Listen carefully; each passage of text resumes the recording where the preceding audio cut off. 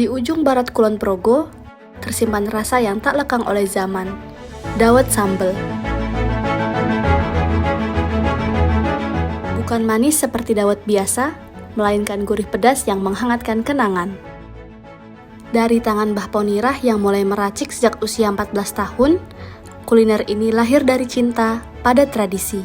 Sejarahnya dawet sambal itu dulunya yang bikin itu kakak saya. Kalau dulu mbak saya itu dinamai dawet pecel. Dulu itu kan hanya pecel, juro, sambal, sama sayur-sayuran itu, sama cendol. Adik mau bikin dawet sendiri, mau dijual sendiri. Dulu baru 14 tahun. Udah bikin sendiri itu bumbu-bumbunya yang ditambah, ada brambang goreng, ada tahu goreng, ada itu toge itu yang nambah mbah sendiri.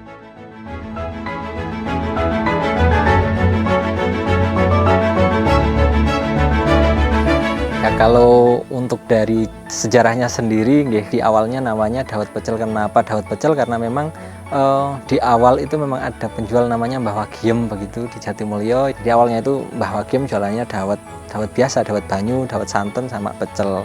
Nah kemudian ada yang pengen beli, pengen tapi nggak pakai santannya mbah, gitu. nggak pengen pakai kuahnya gitu.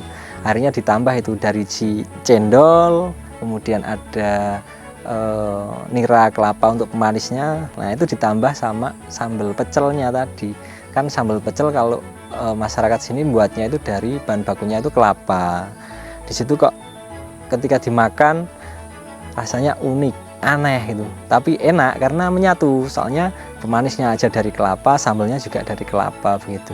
Merasa seneng, akhirnya dari situ terus wah ini namanya dawet pecel karena dawet tapi sambalnya pecel. Udah terus jualan gitu terus. Mbah Wagiem diteruskan sama adiknya namanya Mbah Waginah. Itu kemungkinan ya di tahun 80-an lah itu nama dari dawet pecel tadi berubah menjadi dawet pedes gitu, terkenalnya dawet pedes.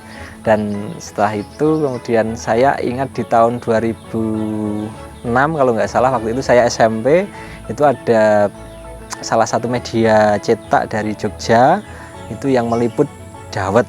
Kemudian di situ ya menuliskannya karena ada dawet tapi dicampur sama sambal, terus menulisnya dawet sambal. Sampai sekarang malah terus ganti lagi namanya dawet sambal, yang familiar dawet sambal. Tanpa santan, tanpa es, hanya umbi ganyong, brambang goreng, tahu, dan sambal khas pedesaan.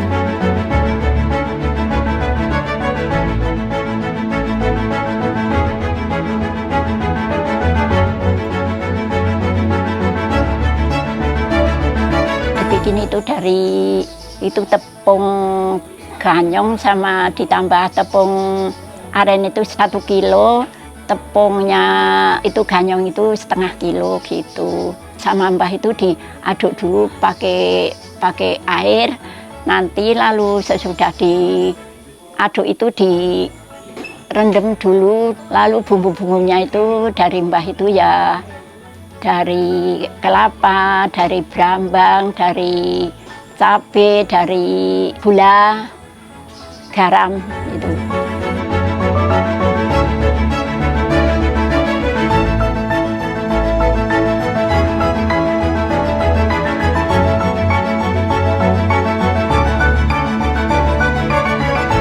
Dawet sambal bukan sekedar makanan. Ia adalah warisan budaya tak benda yang menyeberangi generasi dari dapur sederhana hingga panggung budaya.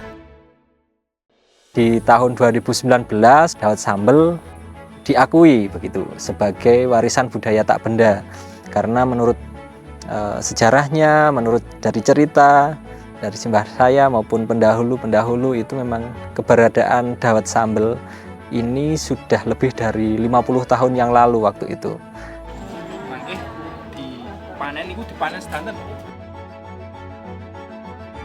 Dengan wadah tempurung, sentuhan gerabah, dan semangat warga, dawet sambal menjadi simbol harmoni, rasa yang seimbang, hidup yang selaras.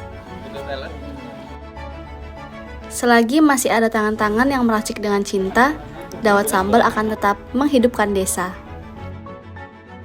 Satu mangkuk, satu cerita, satu warisan untuk dunia.